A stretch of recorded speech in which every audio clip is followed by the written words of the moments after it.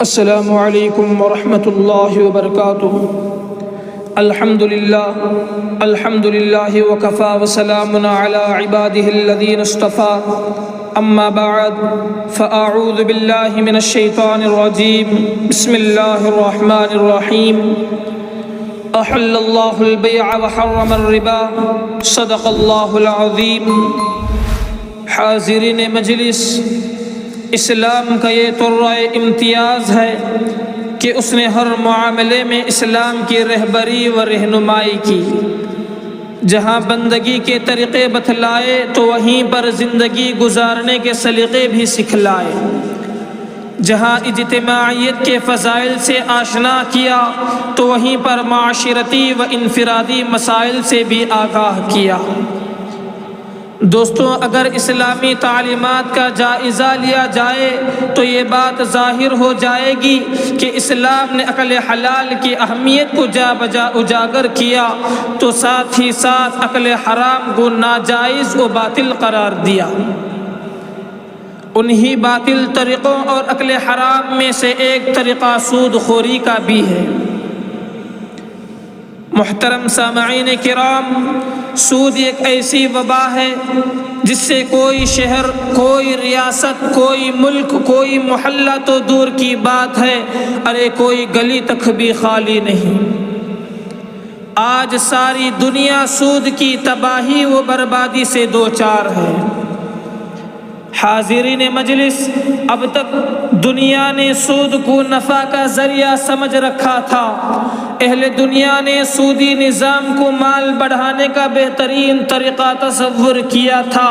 گھر بیٹھے بیٹھے بہترین آمدنی کا ذریعہ تسلیم کیا تھا۔ لیکن آج اہل دنیا نے دیکھ لیا کہ اس سود نے بینکوں کا جنازہ نکال دیا، بے روزگاری میں اضافہ کر دیا، ترقی کا خیال رکھنے والوں کا خیال پارا پارا ہو گیا، اس نے سب کو پریشان کر دیا، اموات میں اضافہ کر دیا، کمزوروں اور قرضداروں کو غلامی کی زنجیر میں جکڑ دیا۔ الغرض، اس سود نے ہر طرف ایک طوفان طاغوتی مچا دیا، اور آج ساری دنیا یہ کہنے پر مجبور ہے کہ سچ فرمایا اللہ تبارک و تعالی نے، یمحق اللہ الربا، کہ اللہ نے سود کو گھٹا دے گا اور سودی نظام میں ملوث افراد کو مزہ چکھا دے گا۔ مسلمانوں، مذہب اسلام میں سود کھانا جائز نہیں بلکہ حرام ہے، لیکن تجارت جتنی چاہو خوب کرو، حلال طریقہ ہے، سنت مصطفیٰ صلی اللہ علیہ وسلم ہے۔ شریعت نے کوئی روک نہیں لگائی، مگر جب سودی نظام کی باری آئی تو میرے اللہ نے صاف طور پر اعلان فرما دیا کہ احل اللہ البیع، کہ اللہ نے تجارت کو حلال کیا ہے، وحرم الربا، اور سود کو حرام قرار دیا ہے۔ برادران محترم، ایک بات یاد رکھ لیجئے کہ دنیا میں لعنت سے بڑھ کر کوئی بد دعا نہیں۔ میرے رسول چمن رسالت کے مہکتے پھول، جن پر ہو رحمت الہی کا نزول، حضرت محمد مصطفیٰ صلی اللہ علیہ وسلم نے دنیا میں کسی پر بھی لعنت نہیں فرمائی۔ آپ نے دشمنوں کے ساتھ رحمت والا برتاؤ کیا، لوگوں نے گالیاں دی تو آپ صلی اللہ علیہ وسلم نے ان کو دعائیں دی۔ الغرض، کسی پر لعنت نہیں فرمائی، مگر جب سود خور کا تذکرہ آیا تو رحمت للعالمین کی زبان بھی یہ کہنے پر مجبور ہو گئی کہ لعنہ اللہ آکل الربا وموکلہ وشاہدیہ وکاتبہ، یعنی صرف سود خور پر اللہ کی لعنت نہیں بلکہ سود کھلانے والے پر اللہ کی لعنت ہے، سود دینے والے پر اللہ کی لعنت ہے، سود پر گواہ بننے والے پر اللہ کی لعنت ہے، سودی قرض کو لکھنے والے پر بھی اللہ کی لعنت ہے۔ الغرض، سودی نظام میں ملوث تمام افراد پر یکساں اللہ کی لعنت ہے۔ اے مسلمانوں، اللہ تبارک و تعالیٰ نے اسی پر بس نہیں کیا، اللہ نے ہر گناہ کے کرنے پر عذاب کی وعید بتلائی، ڈرایا، دھمکایا، مگر جب سودی نظام کی باری آئی تو اللہ نے بھی سود خور کے خلاف کھلے عام جنگ کا اعلان فرما دیا۔ قرآن کہتا ہے یا ایھا الذین آمنوا اتقوا اللہ، یعنی اے ایمان والو اللہ سے ڈرو، وذروا ما بقی من الربا، اور اپنے مالوں کو لگا ہوا سود چھوڑ دو، ان کنتم مؤمنین، اگر تم مومن ہو، فإن لم تفعلوا، اگر تم ایسا نہیں کرو گے، فأذنوا بحرب من اللہ ورسولہ، تو اللہ اور اس کے رسول سے جنگ کے لیے تیار ہو جاؤ۔ اے مسلمانوں، اندازہ لگائے کہ اللہ نے کتنی بڑی بات بیان فرمائی کہ اگر تمہارے اندر ایمان ہے تو سود چھوڑ دو۔ تو پتہ چلا کہ ایمان اور سود ایک جگہ جمع نہیں ہو سکتے۔ جب تک کہ آدمی سودی نظام سے دور نہیں رہے گا اس کا ایمان بھی کامل نہیں ہوگا، بلکہ اللہ نے اس کے خلاف جنگ کا اعلان فرمایا ہے۔ اور ہمارے رسول صلی اللہ علیہ وسلم نے سودی نظام کی برائی کو بیان کرتے ہوئے فرمایا کہ اے مسلمانوں، ساری زندگی سود کھانا تو دور کی بات ہے، ساری زندگی سود کمائی تو دور کی بات ہے، ارے سود کے پیسوں سے کھایا ہوا ایک ایک لقمہ اتنا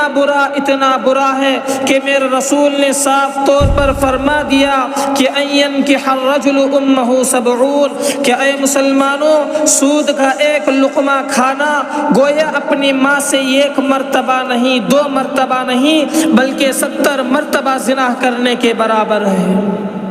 اب بتاؤ کہ کس میں ہمت ہے کہ وہ اپنی ماں کے ساتھ زنا کرے؟ اے مسلمانوں، سود کی کمائی کا ایک لقمہ جیسے ہی پیٹ میں اترتا ہے تو یہ خطرناک زہر کی طرح اعمال حسنہ کی تاثیر و نورانیت کا خاتمہ کر دیتا ہے، قبولیت دعا کی تاثیر جاتی رہتی ہے، اعمال و احوال میں برکت ختم ہو جاتی ہے، پھر نیکی اور بدی میں امتیاز کی قوت بھی چلی جاتی ہے، دل پتھر ہو جاتا ہے، آدمی ظالم بن جاتا ہے، غریبوں اور کمزوروں کے خون کو بہترین مشروب سمجھ کر پینے لگتا ہے۔